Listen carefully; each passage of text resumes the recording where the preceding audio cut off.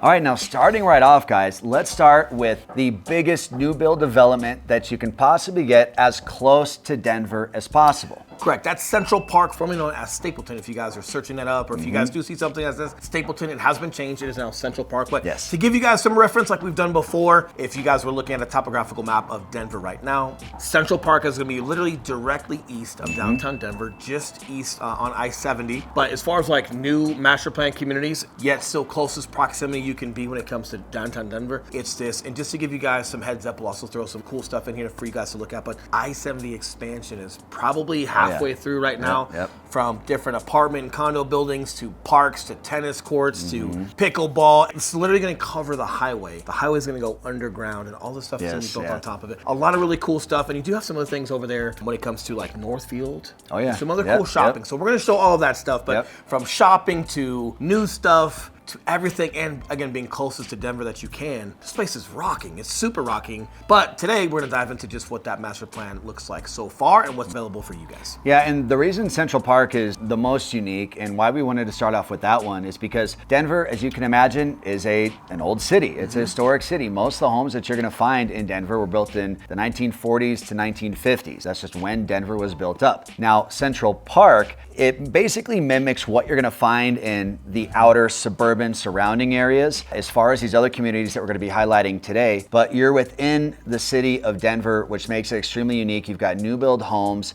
you've got some gorgeous parks all throughout Central Park. There's all these mini like pocket parks, I think they call them. And like Will said, when you combine that with the shopping and dining and that I-70 that he's talking about, I-70 is our primary east-west highway, so it's just on the north side of Denver, and that's the road that previously was terrible with traffic. Since the expansion, it's gotten much better. It's only going to improve. And that's what's going to take you all the way out to the mountain. All right, so I want to interrupt real quick just to give you guys a little bit more perspective on how unique Central Park really is. For starters, we talk about it like it's one neighborhood, and that's really how it's referred to. It's referred to as Central Park, okay? But it's actually composed of 11 different neighborhoods that all have completely different styles, but all share the same amenities, which is pretty awesome. So let's take a look here. Okay, now as you guys can see right here, I'm on their website right now, and you can see that they have all these different neighborhoods. These are each different neighborhood that we've got here. Okay, each one has different styles of homes, there's different prices, there's different styles of builds. However, you all get to share the beauty of Central Park, all the pools and everything they have out there, all the community events, they're all to share. They just broke it up into these different communities just to give everything a different look and feel. And again, I love this because when you have just basically like different styles coming into a neighborhood or different builders, different designs, it really keeps everything from looking like the same, cookie cutter home, and just it gives a lot more character and feel to the neighborhood, which, Central Park has done an amazing job with that. This will kind of give you a brief description as far as each one of the different neighborhoods. And then again, to put an emphasis on just how much there is to do out there. If you guys see right here in Central Park, there's 30,000 Denver residents and 100 business owners, okay, in Central Park. Like there's so much to do there. So let's go over here and just take a look at some of the community things that they have. So as you guys all know, I'm a big fan of farmers markets. They've got these running from June to October in Central Park. This is actually a really, really good one. Here is their big amphitheater that they have, okay? So they're always having concerts out here all summer long, and you guys can see the community comes out to enjoy those things. And you actually don't need to be a resident of Central Park to come to these concerts. They're just free and open to the public. So if you're not in Central Park, but you want to go and explore downtown a little bit and do something fun with the family, this is a really great option. And then this thing is pretty cool here. This is brand new. So they just put in this bike/terrain park in there. And this has just been a really, really cool thing. You're actually starting to see some of these bike parks pop up around Colorado in addition to traditional skate parks that they have. So this was just one thing. I actually haven't seen this yet. I got to go check it out, but pretty cool. Now, jumping over to this map right here, this is going to give you guys some context as far as how big Central Park is really spread out and where the different neighborhoods are located. So for reference, this is I-70. Okay, this is that highway that Will was talking about that's undergoing those renovations. It cuts right through the middle of it, and it's broken up into a south portion and a north portion. Okay, now if you go and you hover over each of these, this is going to show you what each neighborhood is. Okay, and you're going to have shopping and dining up here. And then beneath I-70, you're going to have a ton of shopping and dining down here. So it's not like you've got all the commercial in one area and then all the homes in another area. They've really done a great job with distributing the commercial and the residential. So speaking of the I-70 expansion, I want to show you guys a little bit about what that's going to look like. So this is just a graphic rendering. This is the highway I-70. This is running east and west. We're facing west right now. You can see it running all the way out into the mountains. But how cool is this? So you can see the highway goes underground here. And then in this space up above, they put some parks. There's a school right here, a big like soccer field or something. This is one of the coolest ways that you can incorporate nature into a highway. I hope they do more things like this across the state because this is just so cool. All right, that's enough of me. Let's get back to it. That was a big reason why people weren't necessarily living there in the first place, even though there was a lot of new builds popping up, was because I-70 does get a little bit congested. Now, everywhere else in the country, probably not. Our average speed limit on I-70 during rush hour, I think it's 37. I think it's 42. Higher than you think. On I-25. However, when you're living right there, sometimes it can just get a little bit congested, a little bit busy. And you do have like Quebec, that's right over there, right? So a lot of those main roads get a little bit busy, but with the expansion happening, it's decentralizing a lot of that traffic versus the bottleneck that was happening around like that I-70 in Quebec area, which means it's opened up. It's less of a nuisance per se, which is just allowing that area to be even better to live in.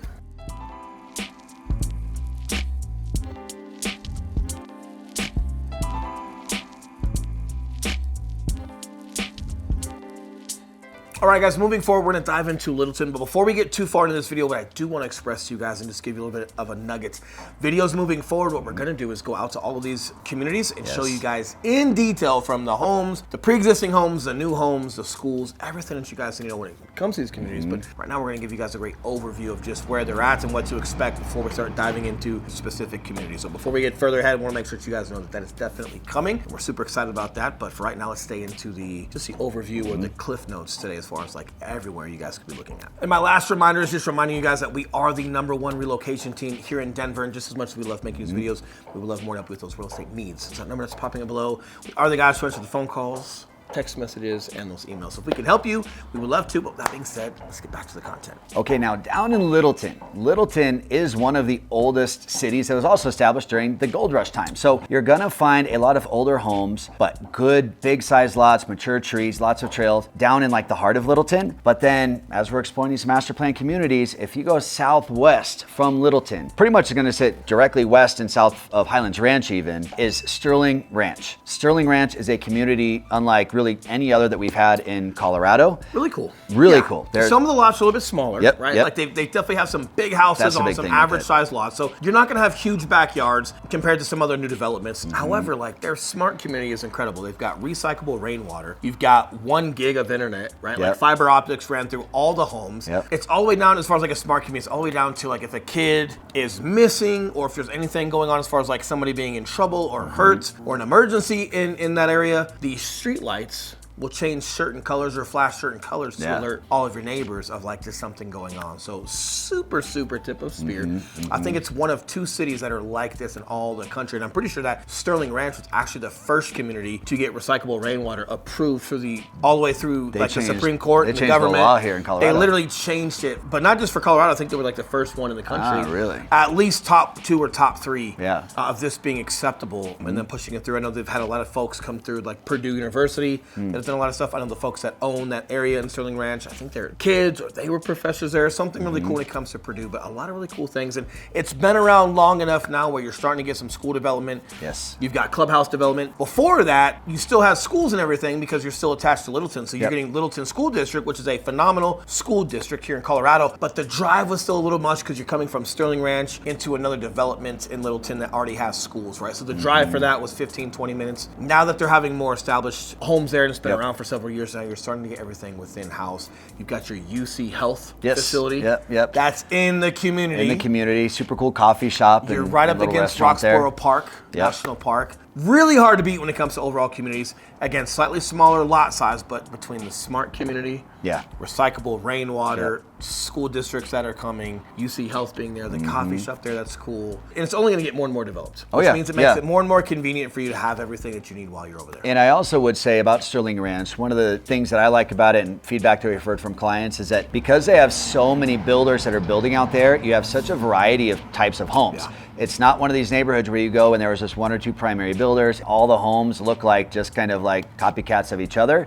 There's a bunch of different styles and designs out there. So whatever your choice is or your flavor in homes, you can definitely find it in Sterling Ranch. Again, the trade-off is maybe smaller lot sizes, but man, you're super close to the mountains. You've got some amazing views, and the community aspect within Sterling Ranch is huge. They do like food truck nights all the time, movie nights out in the park, and people actually come and attend those things. And do you know we know all these things? Because we actually used to do a lot of the production for Sterling Ranch when they were up and coming. And just for some entertainment value, believe it or not, this guy used to have hair. I did. And our kids used to be little. So for the entertainment value, we're going to throw a flashback of Eli and I making a motivational welcome home video for Sterling Ranch. We'll throw a couple seconds in here for you guys to take a look at. Would you combine people and companies to create the first truly smart city that would provide 1 gig per home, all while having the ability to make rainwater a reusable source? Either way, before we move on, Sterling Ranch is an amazing place to live. All right, so now we're gonna head down south and a little bit east, and we're gonna come into Castle Pines and Castle Rock. Okay, now we just did a video a couple weeks ago where we featured the canyons in Castle Pines, which when it comes to Castle Pines, that is like all the rage right now. The canyons is a massive, massive, massive development that's popped up out there. They haven't even scratched the surface as far as what it's ultimately going to be, but we'll post that video in the description if you wanna go back and rewatch that one for some good in-depth footage. But you're looking at, again, gorgeous homes out there, lots of parks.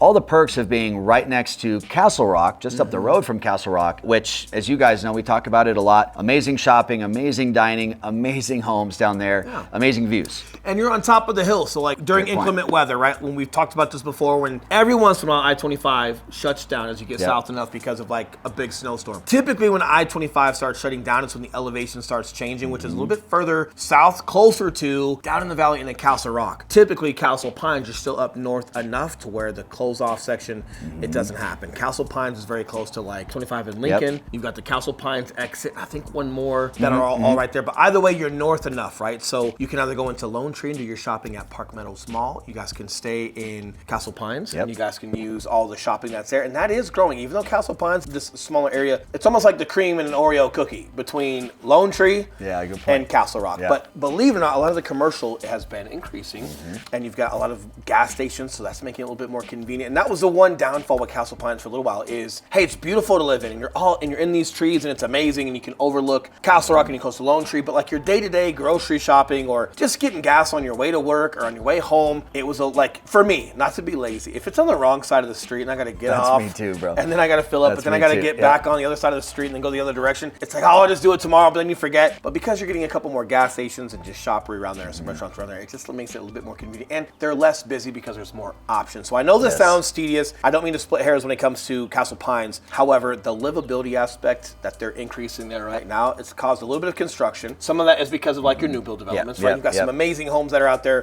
Canyons, that's what I was thinking of. But between that development, but then increased commercial and gas stations and more so convenience side of commercial, it's just making it a lot more livable. You don't have to go to Lone Tree. You don't have to go to Castle Rock. There's still some things you can have right there in Castle Pines. And just not even a couple years ago, you did have to go there for some things. Now you don't. Now, it's also worth noting here, and this is down the road. Everything is in pre-planning phases, but it's definitely happening. Lone Tree is opening up this east side, where they're calling it Ridgegate, which is just north of the canyons at Castle Pines, which is what we're talking about now. And I was looking at some plans for this the other day, and it's going to be a complete town center. Again, outdoor shopping and dining. I think they're putting in 3,000 homes, townhomes, condos as well, but then more shops, more restaurants, more walkability. Lone Tree has been just what it is for so long. It's really exciting to see that they're gonna have this huge expansion coming up really from now to 10 years from now. Correct. Moving down south, since we're so close to it, let's just continue chronologically. Let's talk about Castle Rock a little bit and the developments down there. All right, now Castle Rock is full of developments, but there's a few key ones that we want to point out here. So as you're coming into Castle Rock, the first one that you're going to hit just on the west side of the highway is called the Meadows. This is one of the oldest and biggest developments that they have out there, but there's still so much room to grow and there's still so much building that's happening out there. Correct, and this is one that's not too far from Philip S. Miller Park. Correct. You guys have heard us talk about Philip S. Miller Park, how amazing that place is. You do get a lot of people from out of town on the weekends that go there, but it's huge.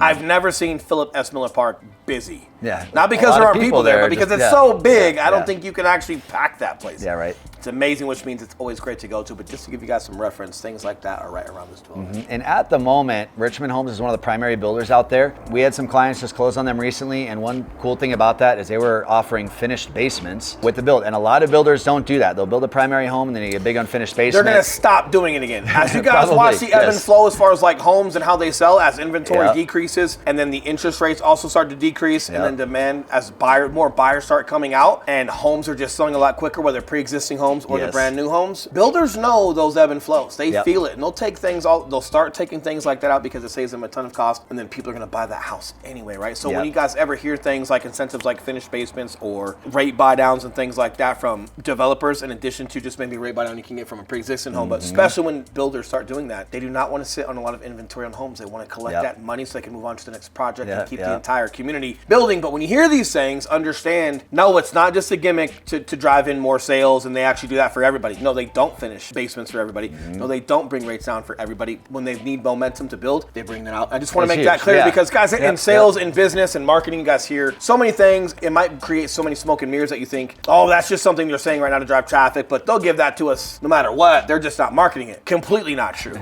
When they're doing these things right now, it's definitely something to take a look at and take very serious. And this is all the more reason, that, hey, when you guys do reach out, when we jump on a Zoom call together, these are the one-on-one individual conversations we have with you guys to help map out, hey, what are options we have right now at the moment? Right, and what does that do for you when you guys buy a new building, you've got your basement already finished? Well, the appraised value on that home is going to go up. Your ability to resell is going to go up. And just to give you guys a rough estimate on homes that size in Castle Rock, at that price point, you're looking at anywhere from $60,000 to $110,000 to finish those basements, Yourself. Right? So, correct. So, just thinking about that, that's the value that you're getting if those incentives exist while you guys are buying a home. One other unique thing about that community in Richmond specifically, I had never seen this with any other builder outside of Richmond in the Meadows, but they were offering extra large, so all the houses have 3-car garages, but then the third car could either be normal size garage or one that is big enough to park your camper in. I think it's like a 10 or 11 foot garage. And I hadn't seen those anywhere because if people get a camper out here, which a lot of people do, usually you just have to put it in storage somewhere, big storage lot, but they're actually making 3rd-car garages with a garage door to park your camper in it. It's great. And you have a lot of people that live in Castle Rock that do go camping and do enjoy the outdoors. So the fact that they're accommodating with that, they're not forcing you to put your RV somewhere else. Yeah, it's cool. It's super cool. And I'm laughing, guys, because I also have like a big truck. I don't have a camper, but I've got a truck that's just big enough it doesn't necessarily fit in like the regular car garage. And we've had a decent amount of hail out this year. And I've always had to be very protective of my truck because it sits outside. So even if you don't have an RV, you just have a truck or a diesel, and that's what you're using it for. Like, how accommodating can that be for your livability?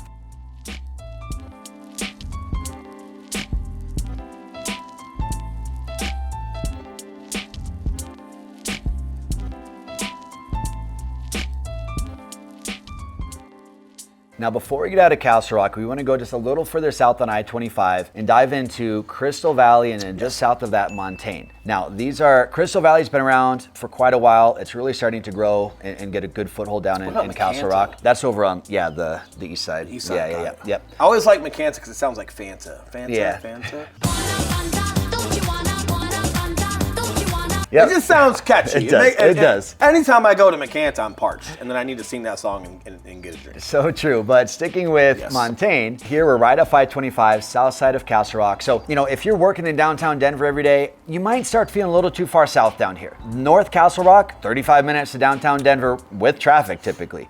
South Castle Rock, you're at another 10 minutes or so on that. That's where it might be a little bit of a stretch for you guys. The plus side of it is just, the views and how much room you have on the south side of Castle Rock. And it's not that much further. As you guys start coming into Castle Rock, believe it or not, the highway starts opening up as it comes down to the valley, and you get 1 or 2 more lanes on the highway. So if you're already going down to like North Castle Rock, it's probably an extra 5 minutes down the highway to get to the other exits and then enjoy that space he's talking about. Now, if you're in Montaigne, the pro for a lot of you guys might be that there's more flexibility with pricing.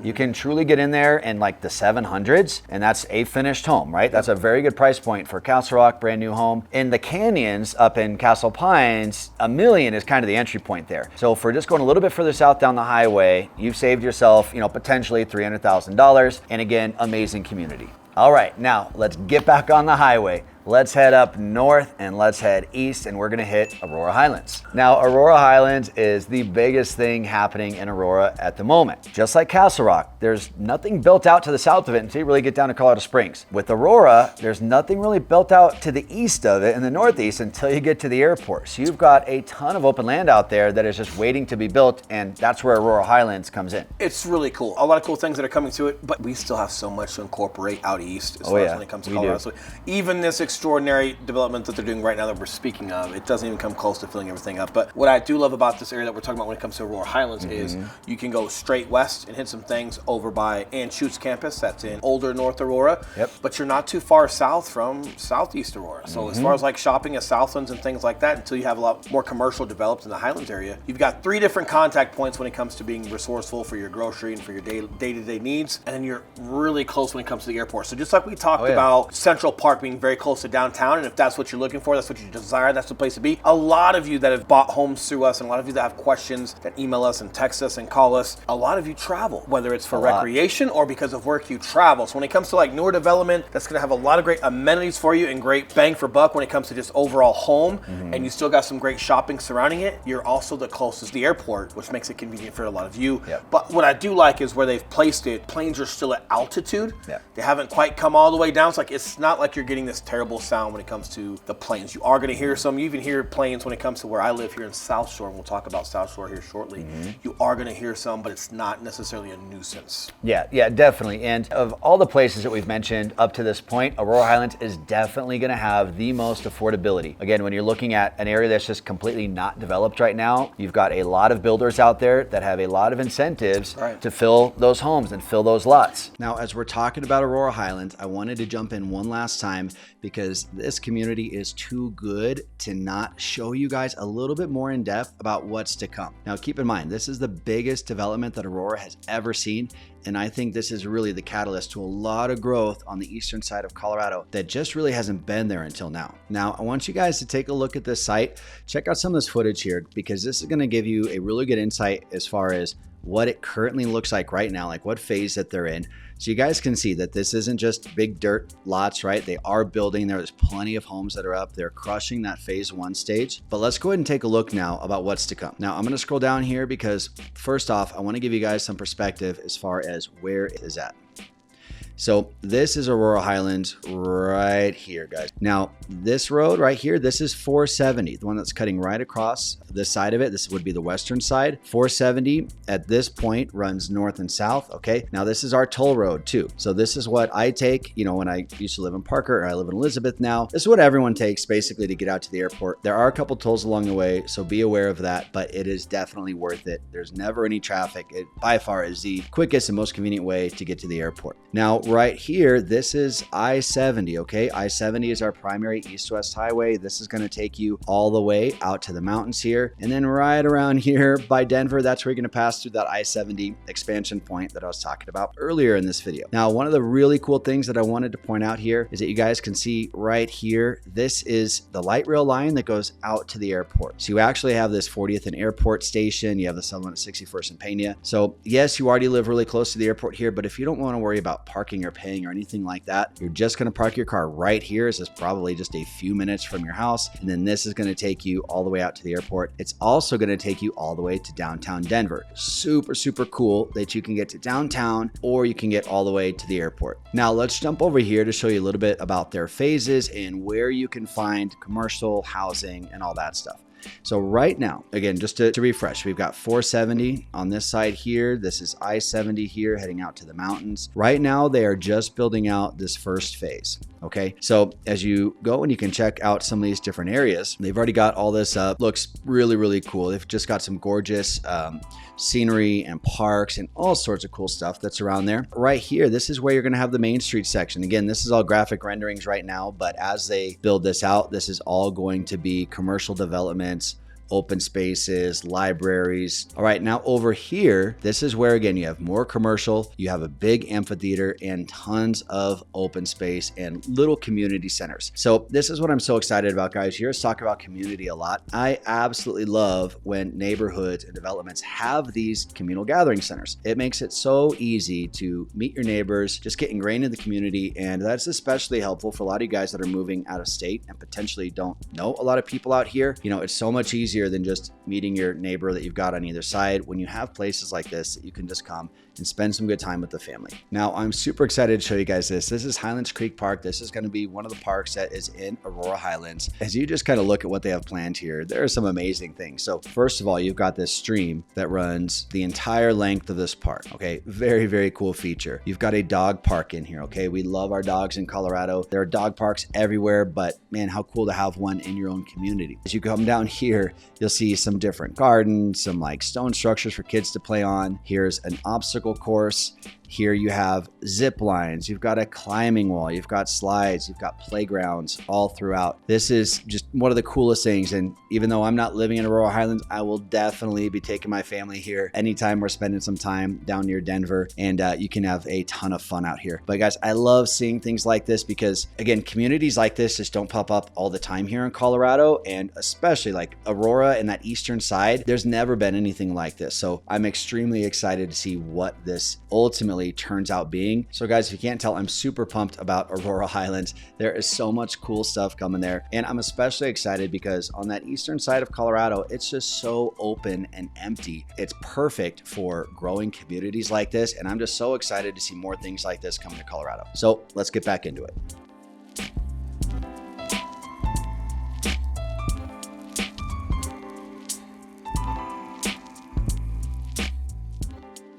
All right, guys, finalizing this video, we're going to be talking about South Shore, which is where we are currently at right now, but more so just going into details as far as like everything that you guys have to offer. And again, looking forward to our next videos. We're going to be going into detail on all of these areas, showing you inside of homes, outside of homes, all of the clubhouses, amenities, everything you can think about. We're just going to show you in first person. But for now, let's end this with talking about South Shore. Yeah, so South Shore has been one of the most popular ones with our clients. You know, when they come here and they're exploring Littleton, Castle Rock, Parker. Talking about our clients the other day.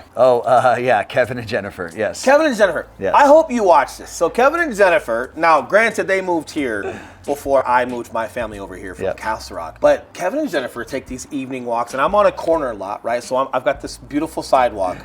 Right here, and they live about 2 blocks away, and every evening they've got their dogs, and their kids are a little bit older, self-sufficient per se. Mine are babies, they are not that yet, right? So they've got this time in the evening, and they're always walking their dog and having conversations and having fun. I say, hey, why don't you guys ever bang a left? Holding hands. Why do you always bang a right? So I got to see you guys just enjoying your evening, walking your dog and having your own time, and you'd think they'd be sensitive to that. They were not. 2 days later, I'm out in the driveway talking to one of you guys, talking to some clients on the phone, and as they were walking back in front of my house, they thought it'd be awesome to hold hands and literally skip in front of my house while I was sitting here talking to you guys. That's so funny. They may or may not have got the bird. I don't know what my other neighbors feel about that. Either way, super fun. And I will tell you, just like being around a lot of our clients or just sharing them as neighbors with who we're at, it's super fun. But I hope you guys are watching this. I hope they are too. We're sending it to them. Listen, I got your number. I'm thinking of something. I haven't figured it out yet.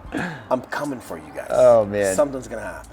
So one of the perks of being in South Shore. Back to South Shore, minus all the adult games here of like picking on each other. It is a great place to live. You get to annoy Will as much as you want. And the most unique thing about South Shore is the Aurora Reservoir. People often leave comments, why do you call it a reservoir? I don't know, that's what they call it out here. It's man-made. It's a man-made lake. And I think it literally is like made to store water, as a reservoir is. So it's not just there to look pretty, it does have a use. Bro science. Bro science. What is it? Good question. I'm glad I asked. Yes, I'm pretty positive. We're not quoting anything with what he said. Pretty positive, that's it. It could be.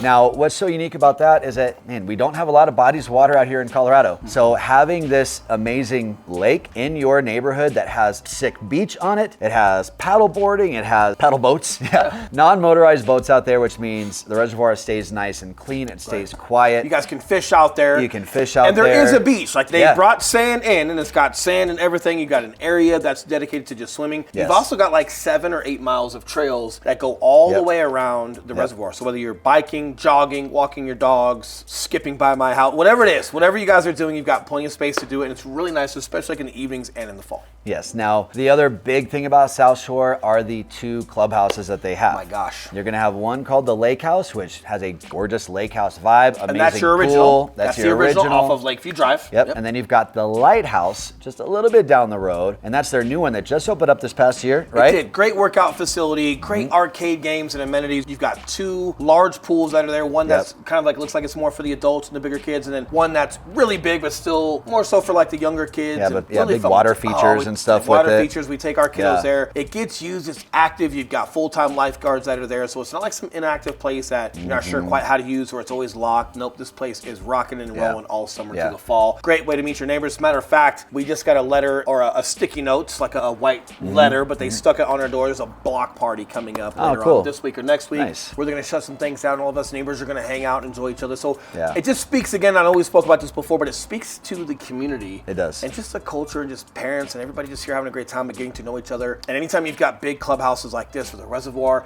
it's creating so much opportunity to enjoy your neighbors and befriend new folks, but also because of how they've built things and all the trees that are scattered out through your property and through South Shore, you can also come home and just have your privacy. There's no obligation to hang out with anybody, and we're pretty private for the most part. Once we get home, we've got our little kiddos and we just want to relax and get some downtime. So you have best of both worlds. If you don't want to engage in that stuff, you don't have to, but if you do, whether it's trick-or-treating, whether it's these block parties in the summer, whether it's the lake house or the lighthouse, and those are awesome all for every different season. They've got different things going on. So, and as you guys can tell, I'm just speaking jazzed up about it because I'm jazzed up because as a new father and having a couple of kiddos, we've got 3, like it's nice to have things right here that are not only convenient, but just actually worth going to. We've seen a lot of different places throughout Denver and just some different areas when it comes to like local like community centers and YMCA's. Like they're just not always up to par where you actually want to go.